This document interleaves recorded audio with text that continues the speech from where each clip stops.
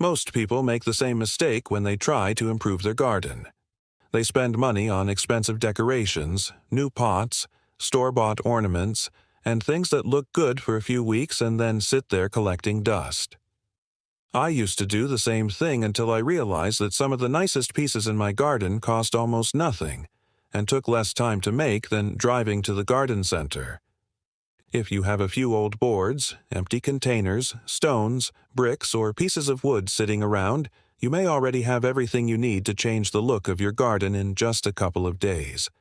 I am talking about simple things that look much more expensive than they really are, and you do not need to be an expert or have a workshop full of tools to make them.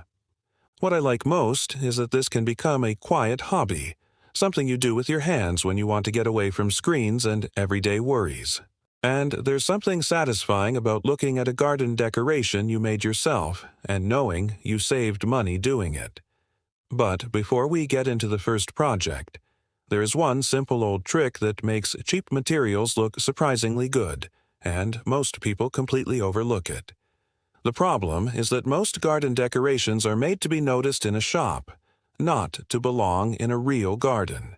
You buy something because it looks impressive under bright store lights, then you bring it home and somehow it feels out of place. I learned to look at old materials differently. An old wooden crate can become a raised flower box. A few flat stones can become a simple garden path. An unused metal bucket can become a planter that looks better after a little cleaning and paint. The trick is not making things complicated.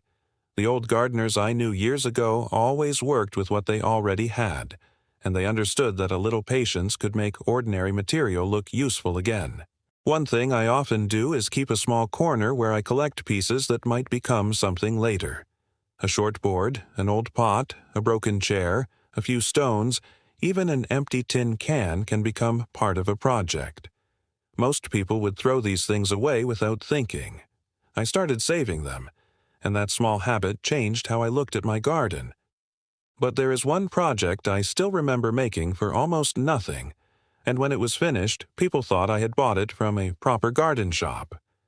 Years ago, I learned something from an older neighbor who never seemed to buy anything for his garden unless he truly needed it. His yard was simple, but every corner had something interesting in it. One afternoon, I asked him where he found all those decorations, and he laughed and pointed toward an old shed. He told me that most of it came from things other people considered useless. He had turned broken boards into little signs, old containers into planters, and leftover stones into borders around his flowers. What stayed with me was what he said next. He told me that a garden does not need expensive things to look cared for. It needs small details placed in the right places. That old way of thinking is easy to forget today because stores give us a ready-made answer for everything. But when you make something yourself, you can build it around your own garden instead of trying to make your garden fit something from a store. And the first project I want to show you uses one of the cheapest materials you can find. But with a little preparation, it can look surprisingly expensive. The first project I still use today is a simple wooden planter made from an old crate or a few leftover boards.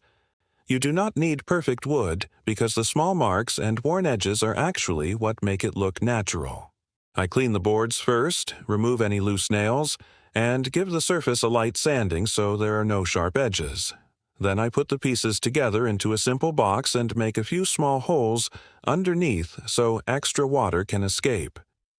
Here is the part most people miss. I do not paint the whole thing with bright new colors.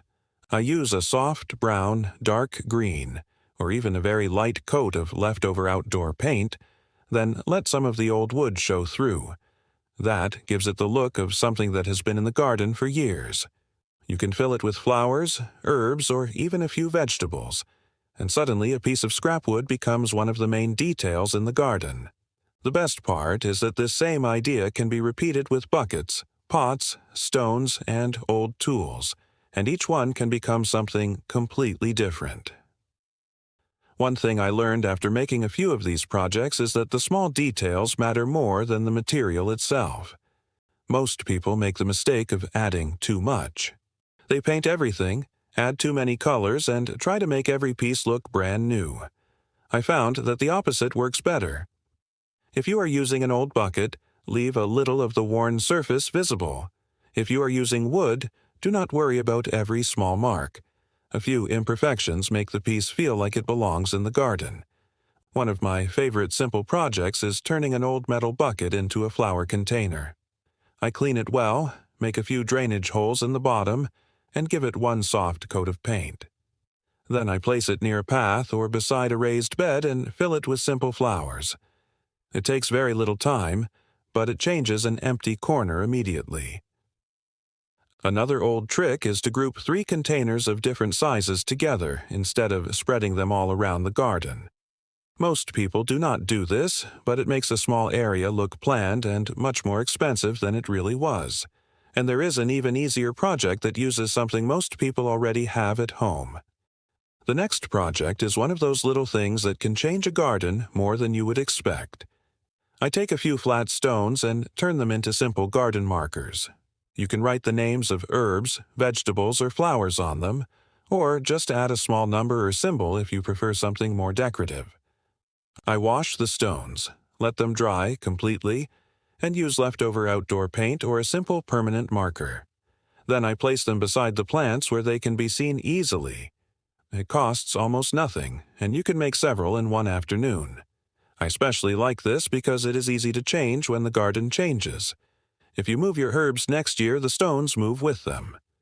Another little trick I learned is to place a few larger stones around the base of a planter instead of buying a decorative border.